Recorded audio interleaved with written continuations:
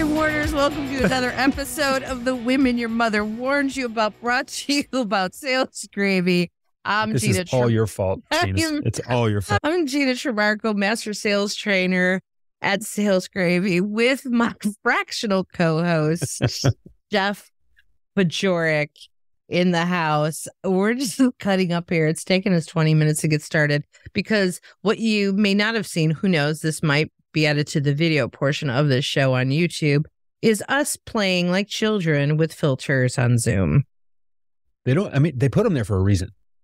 I don't know who shows up as a guinea pig or a panda bear to their Zoom meeting, but there are options, folks. Play around. Oh, wait, hold on. Look at the hot mess that I am. Wait. Okay. Oh, there you go. Okay. I thought the nuclear launch codes were behind you, and it turns out we need a slideshow instead. Okay. I'm just trying to to us today. I want a slideshow on the background. Now that this thing plays on, what's it called? YouTube? Yes. Yeah. All right. It's all wonky, but I can never get the presentation view to work. We really are doing a show here, everybody. I'm trying to play with the slide behind me. I will say that since you posted your new position as fractional co-host at The Women Your Mother Warned You About, there has been a lot of, I think, excitement over it. Yes. Well, how do you define excitement? Look, I'm excited. I have fun every time I talk to you. And I think that, amidst the fun, we come across at least a handful of some really salient, really pointed points of view that make people think. And I think it makes them better salespeople. I think it makes them better business people. I think it gives them a little bit of runway to do just be a little bit more successful. These are the things that you have to think about. And I'm excited for the opportunity to do that with you because you bring the best out of me. It's fun. Aww. I'm curious what you mean about excitement on LinkedIn. And there's something else I'm going to say about excitement after I answer your question. Okay. You and I posted that you're on the show. I post when we have episodes, and we get a lot of traction on LinkedIn. People saying, oh my gosh, like people, we know a lot of same people in the sales space, sales training, sales coaching, and a lot of our colleagues. And also there've been several like mutual podcast show followers, people who listen to your show, they listen to both of us, and they saw the pairing of doing these shows together. And there was like, oh my gosh, the two of you. Oh my God, the two of you together. Oh, and even our colleagues, there was a lot of reaction to like, oh my gosh, this is so great, the two of you. I don't know. They should tell us why. Well, I set that question up because we joked in my last appearance here about how I was going to put that up and it was going to get all this LinkedIn traction and this. And the amount of bots or bot-like personas, let's say, who send me a message that say, congrats on your new role. And then I look back in the history and it's like 19, it's 19, congrats on your new role. Happy birthday. Congrats on your work anniversary. It's this, and it's like, wow, there's no engagement. I've never heard of you. I've never seen you comment, share anything of my stuff. Never seen you engage whatsoever. But like clockwork, every February when my work anniversary for my, consulting company comes around and, then whenever I announce anything or whatnot, it's like, oh, did you actually pay attention to what that was? Because it was a little tongue in cheek. I'm excited, but fractional co-host of a podcast it's like, there was a little juice there right on purpose because I wanted to see what was going to happen. And you actually set me straight though. I said, you see, this is kind of ridiculous. This is going to get like 9,000 views or whatever. And you were like, Jeff, first of all, it doesn't matter. And secondly, there are some people who are really excited about this. So who cares? And if you want to play the social media algorithm game, just make sure your next post is a killer because more people are going to see it now. And I said, touche and thank you. And we rolled on. And here we are. Part of my cynicism about social media, though, and I think it is a huge distraction.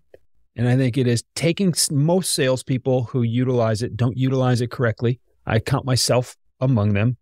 And it's engineered to take us away from our most important work in most cases, unless you're one of the 2% of people who uses those platforms, LinkedIn being primary among them, as your primary means of connecting, prospecting, and engaging. Far too few people actually have that as their primary means of selling, and far too many people confuse their roles for that.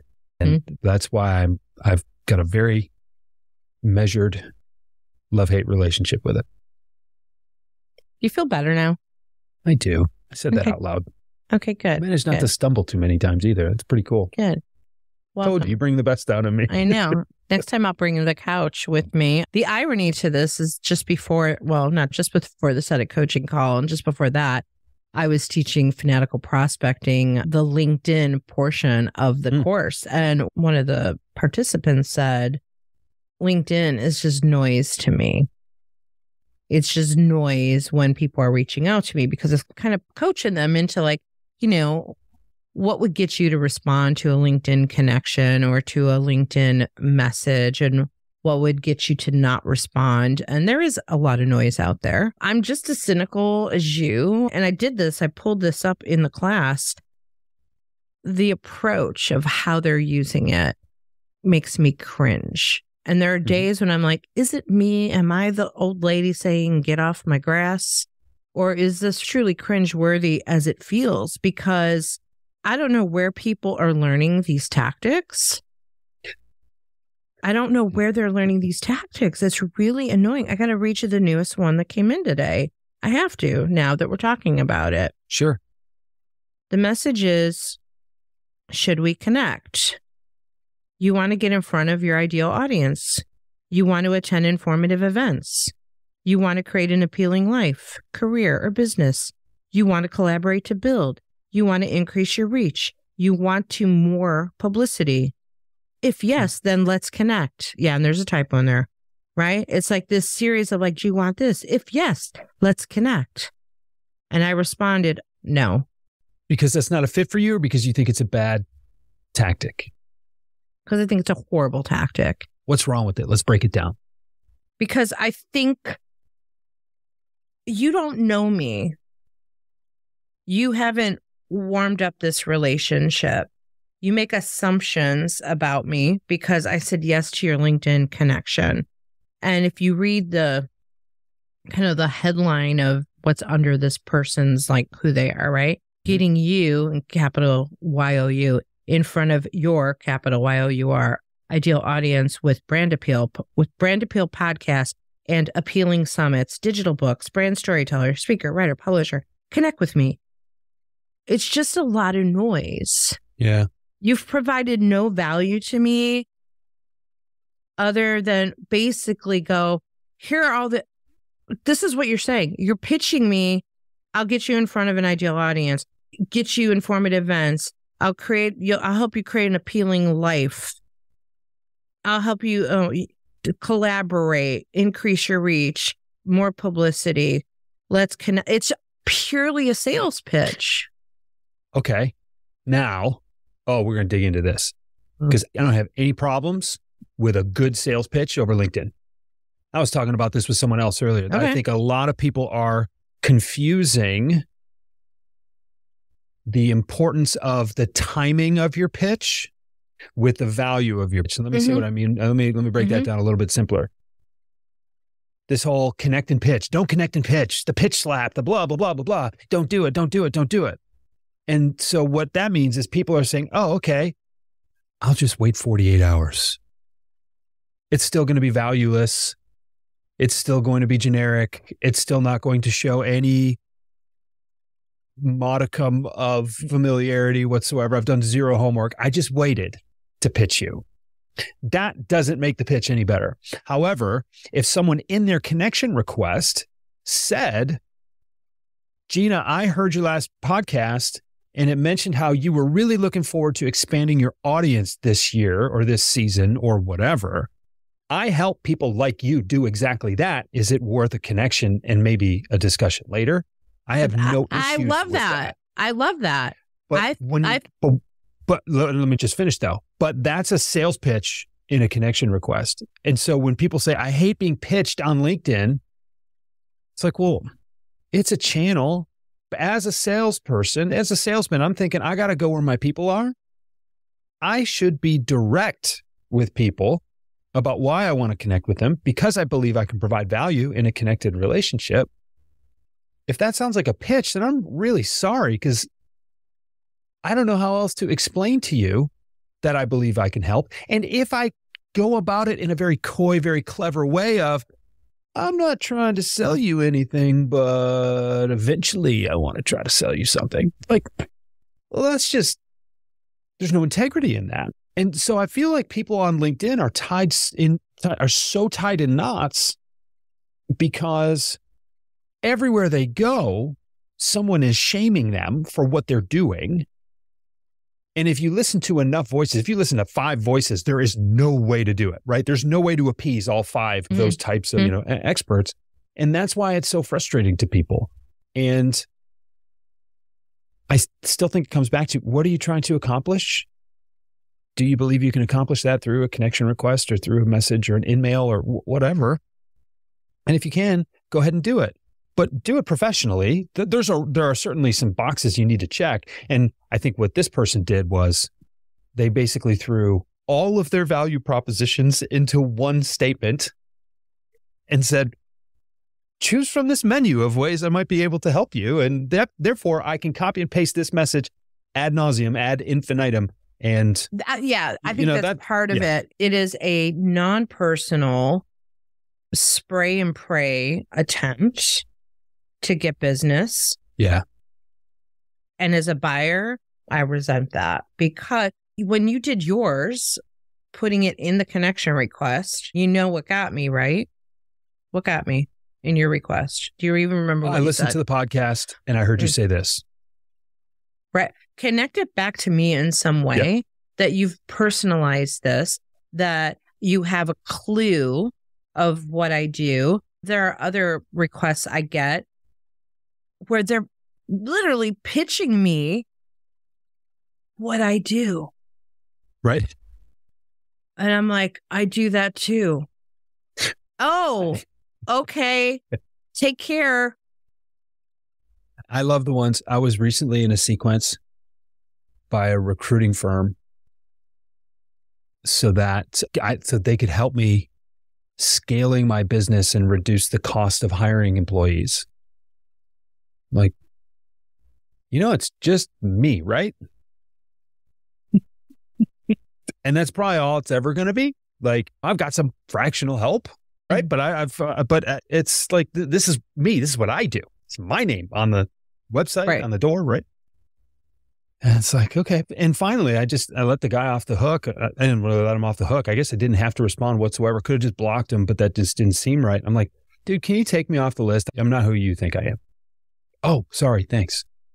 Gone. Here's what's worse. I had one guy today, actually this happened a couple times over the last couple of days, was in this sequence. Someone was reaching out to me, wanted to know if I needed help, video production help, creating a course. And he was offering a revenue split. And when I got the first email, I was like, okay, I'll click the Vidyard link. Did. And then after that, all the emails coming to me were addressed to David. I'm like, but that's my dad. Like, so I responded finally and I was like, 2 things. 1, not interested. 2, you've been calling me David for the last 4 days. Hope that didn't screw up the rest of your automation sequence. I felt obligated to let the guy know. Can you imagine if his whole database just shifted by a line? Right. And now every email he's sending in the middle of the sequence just switched? Well, he just destroyed his reputation with that entire list. Gone. Yeah, gone. And that's the problem I have with automation. Even some of the ones that I get where it's like, da-da-da-da-da, don't you think we should get together? And I'll respond, no. And then like 4 weeks later, I get another message, not the same message, but another pitch. And I'm like, hi, Joe, did you read my last response? No response. Right. And then I'll get another message. I'm like, I'm like, oh, I get it. You don't read these. This is automation. Got it. 2 rules for using robots. Are you ready? 1, don't let them know it's a robot. do everything so well that there's no way they ever know it's a robot, which means you got to be all over it. Or 2, tell them it's a robot right away so that they understand. Yeah. And I'll do this in my follow-up cadences, right? Someone downloads something from my website and I'll say, hey, and I did this, I haven't done it recently, but with my first couple of ebooks that I put out, it was, thanks for downloading. I think you're going to like it. Over the next few days, I've got some bonus materials that are going to come to you. And then after that, you can just expect to get an email from me every Sunday morning and occasionally during the week when I have something I want to draw your attention to or point your attention to. And they expect it. And then they get one every other day for, 3 emails. So 4 days or 5 days or whatever that is. And they know it's templated. I told them it was going to be templated. You know what I mean? Here's the stuff I promised you. I'm not doing these individually. Yeah, exactly. But people get that and then they're accepting of that. But I guess I get irritated over you didn't do your homework. You didn't do your research.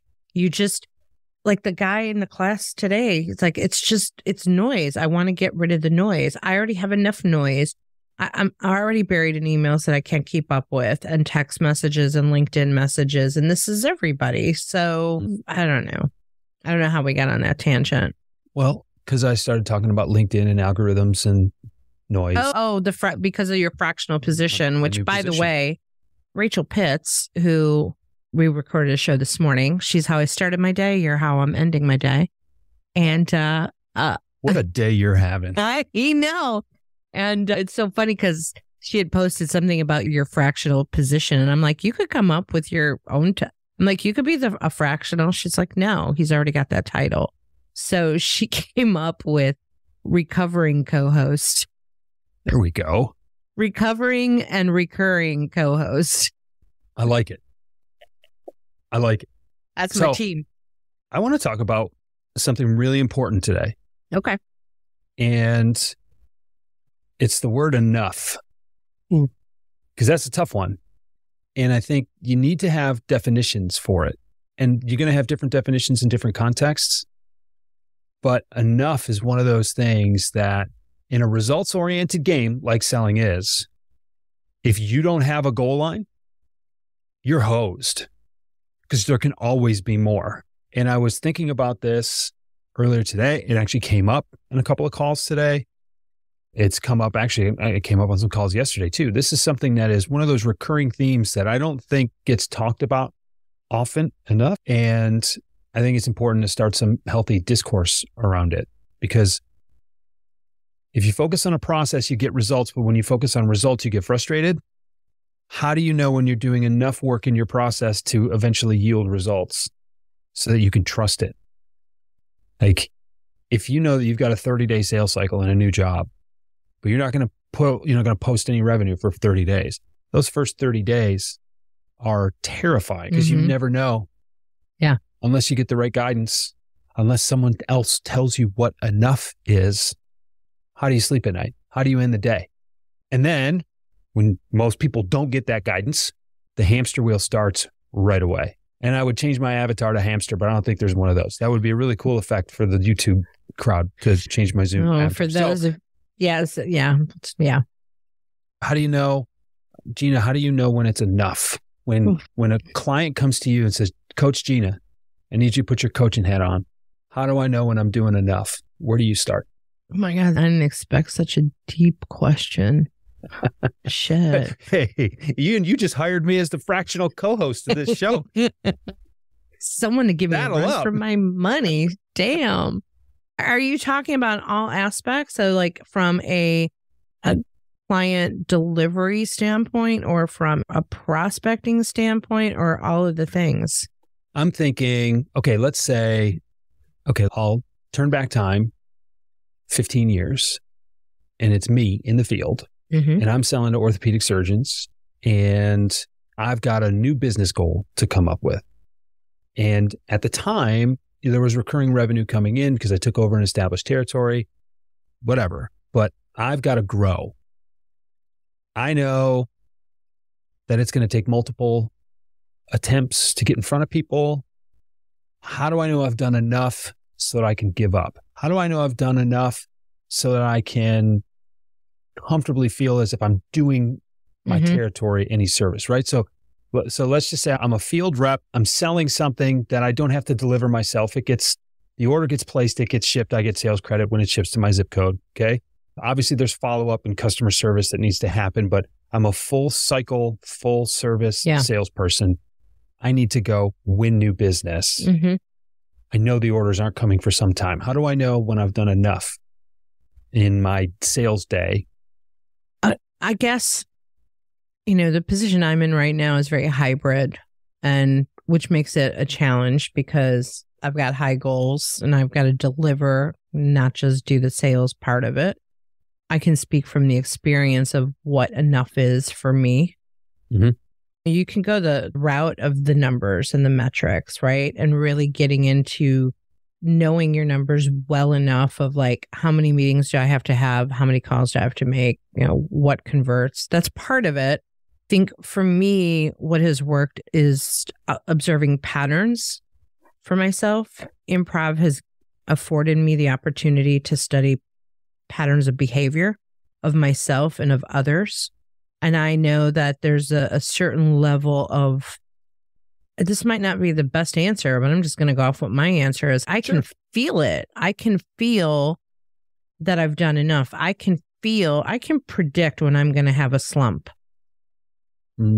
I just know it by my activity. So I also know that any sales role I've been in, I tell myself, give yourself a year to ramp up. And it's going to get to the rhythm I want to be in, generating what I want to generate, and I'm new to the organization, this is going to take me a year. That's the story I tell myself. I know when I started Sales Gravy, Jeb's like, I want you ramped up in 3 months. And I'm like, okay, I'm happy to have that push, but I knew I wouldn't be in the right cycle for a year because of all the things I had to do and learn. And then once I did, then I had an understanding of how everything worked and what I needed to do so that I could keep upping the ante. So going into this year, I really looked at my numbers harder than I ever did. Now I've been with the company for 2.5 years, but now I had a history I could look at and go, okay, this is what I did the first year. This is what I did the second year. This is how many hours I was actually delivering service as a trainer.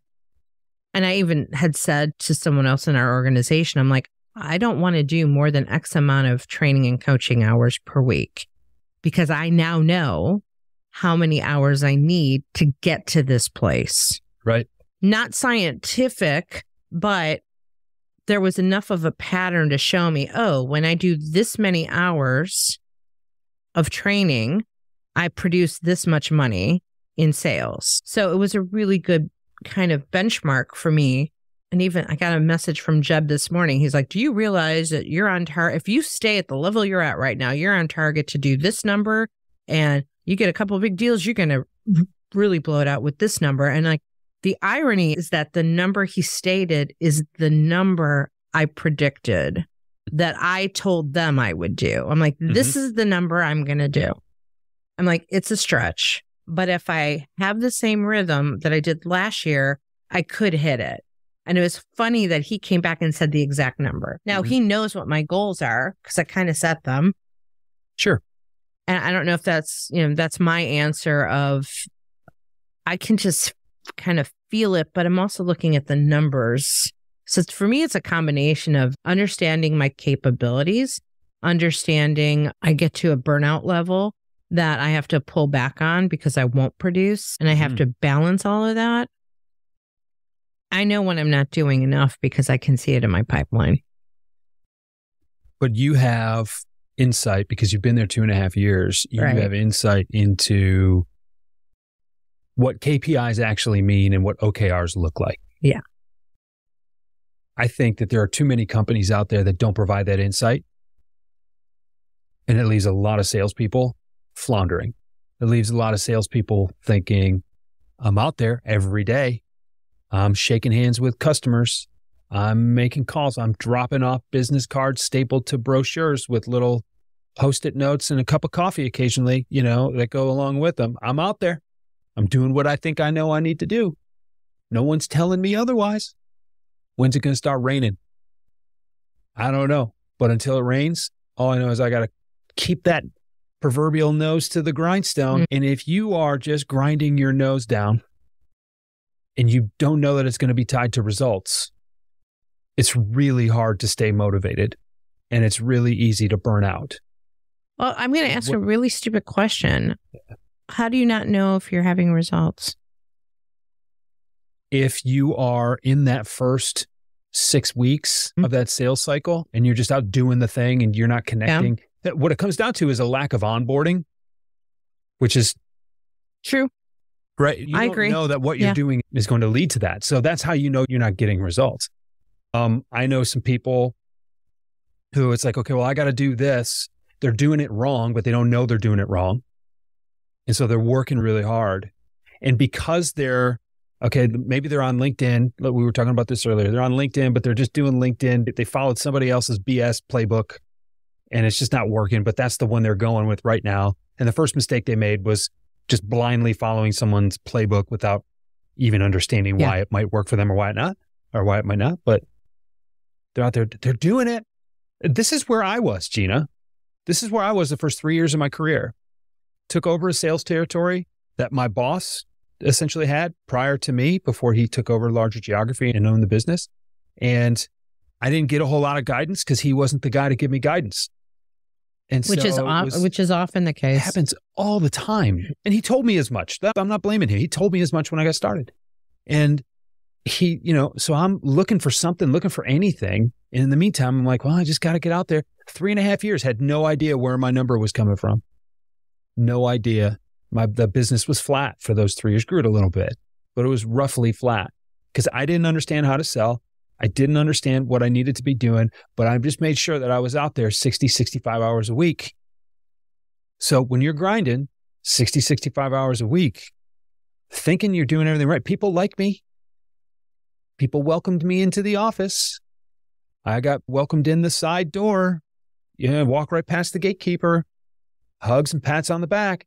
Never made a dent on my number because I didn't realize what was important. You know what is important and you have those OKRs to judge yourself by. But also that comes from, no offense to Sales Gravy, this was my initiative though. I knew what I needed to know because I would figure it out or I would ask. I would go to Jeb and say, I want this. Or I would ask Keith, how do I get there? I go to Brad. I'm like, how'd you do that? Like I took initiative to do that. The reality is we're very fast moving. So get out of the way. Like we're all fast running trains. And it's not like, the irony is as trainers, we're trainers, but we also came into the organization as salespeople. So we have some of that too. But my point is that I stay in business because of the situation you described. People who don't have the help, right? You do too. Right. And so we get paid to be sales coaches and trainers because of that problem. But I'm also going to say, what are you doing as the salesperson to raise your hand and make noise and go, I don't know if I'm not moving the needle. Can somebody tell me why? I'm glad you asked that because I raised mine. And I raised it to my boss and I raised it to my colleagues and I raised it to other colleagues and I'd get on the phone and everybody kept saying, keep doing what you're doing, bud. Sounds like you're doing everything you need to. And then you said, but I'm not seeing results, I'm assuming. And the response was? I don't know. Sounds like you're on the right track. Just keep grinding, man. My opinion on that, they didn't care. Probably not. I knew some of them died. Some of them I'm still friends with today. And some of them would look at me and say, huh. Here's what was really interesting. This goes to not just the fact that you and I stay employed because we do these things, but this, I think, goes to show why people like us are necessary. It wasn't until I had someone join the organization as a mentor to actually tweak those things, spend the time with me. And then all of a sudden, those people were like, some of those people who weren't able to help me in the past were like, oh, wow, you really know how to sell. Like they would start calling me into some of these meetings to help sell some of these products where I was a specialist. And it was amazing how much a little bit of context and some knowledge about what the sales process actually requires, instead of just going out and shaking hands and kissing babies and things like that. I think that there are tens of thousands of salespeople right now who go under the advice or the guidance of, well, selling's a relationship business. Just go out there, build some relationships, and people will buy stuff from you. And they don't think about what that relationship is founded on. They don't think about what it's built on. They don't think about the value that they provide to create that relationship. And so they think it's about being nice and thinking it's about being likable. And as soon as I recognized that I needed to be nice and needed to be likable, but I also had to have an agenda, that's when I started making some headway. Well, I was just going to ask you, when did it turn around? When I recognized that I was judging myself by the wrong metric. I was judging myself by how much time, by how long my days were, how full those days were. Because look, if you work from sun up to sundown every day, no one can tell you didn't do everything you could. Then it's frustrating when you're still not getting results, because you're like, wait, I'm smart, I'm capable. What's going on here? And then no one can tell you. And I was getting ready to leave the business, Gina. Didn't make any sense. Well, that's why so many do. Right.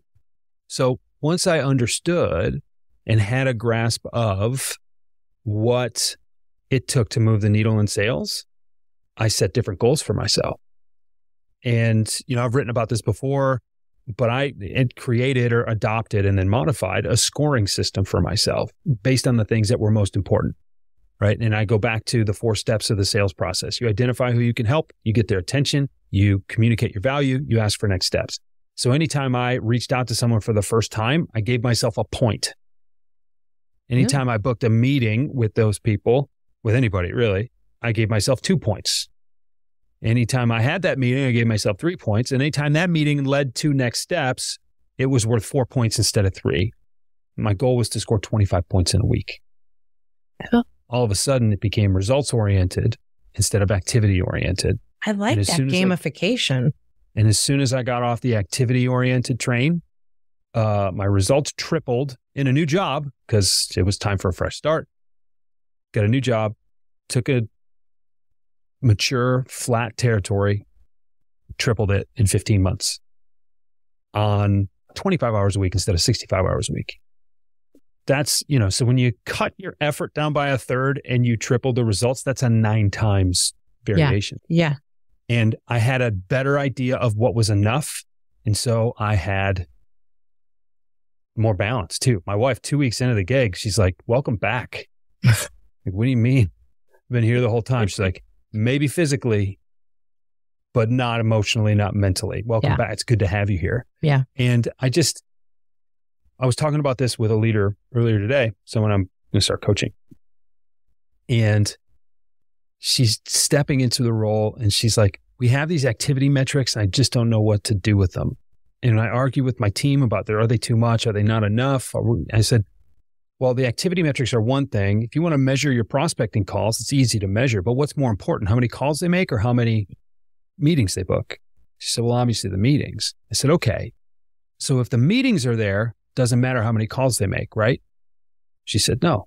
I said, okay. So what you have to determine and agree upon with your team is, in the absence of meetings, how do we define what enough calls are so that we can be done with work at some point?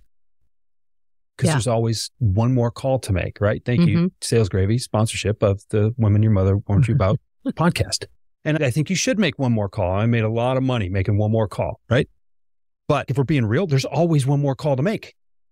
So when do we know that it's enough? When do we know that it's only one more call? Maybe that's the right way to say it, right? With respect to the sponsor. So that's what I think needs to be determined.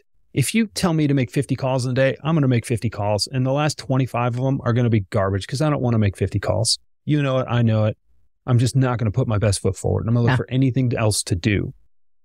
But if I know that it doesn't matter how many calls I need to make, I just need to book 10 meetings this week. Well, look, if I have them all booked by Monday, technically I can take the rest of the week off, but I'm riding a hot streak. You never mess with a winning streak. So I want to keep going.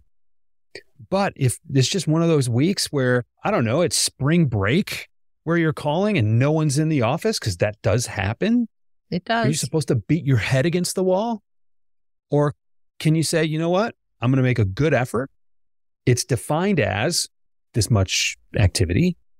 I think the activity metrics only matter in the absence of the OKRs. The KPIs only matter in the absence of the OKRs. I just don't see enough organizations breaking it down like that. That's why I wanted to talk about it, because it is wearing your salespeople out. If you don't have clear boundaries, your salespeople are going to be worn out. And you can't just say, well, deliver a number. Come on. I know that's what pays the bills, and I know revenue is important. I'm not trying to remove that from the equation. And the pipe cures all.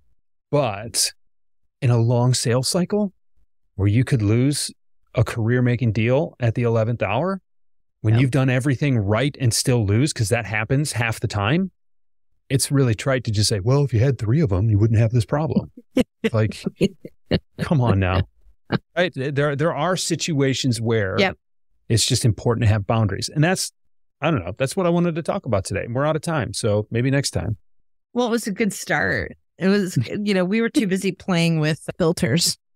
We can continue it on the next one.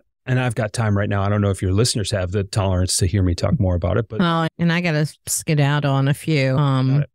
But I do want to pick up on it on the next one and do a continuation of it, or who knows where we'll go. You know me. I'll end with this because this is sort of timely to this of why I have to go. So at the timing of this recording, it is going on 5:00 Eastern.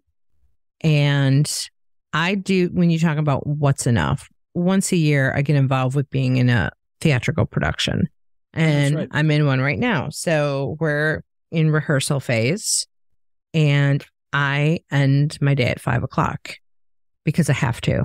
Because I have to eat dinner, get in the car and leave and be gone by 5:30 every night, except Friday. And then I rehearse all weekend. And what that does to me, it drives my husband a little crazy. Actually, he's like, are you sure this is this is good, right? I'm like, it's my yearly experiment of recalibrating my time.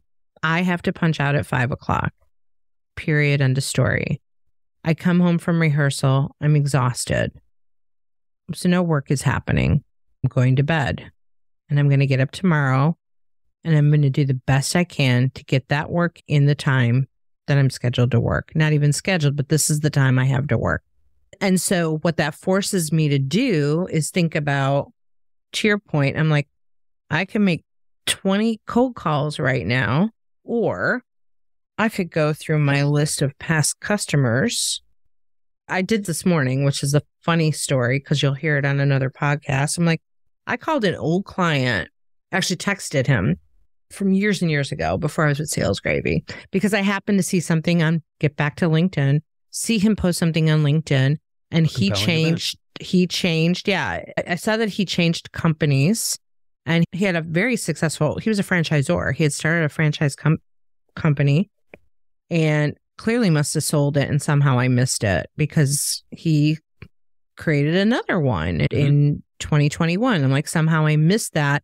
But something he posted, and he was on my previous podcast. It's interesting. I was like, how did I meet him? He was on my previous podcast, The Pivotal Leader, many years ago.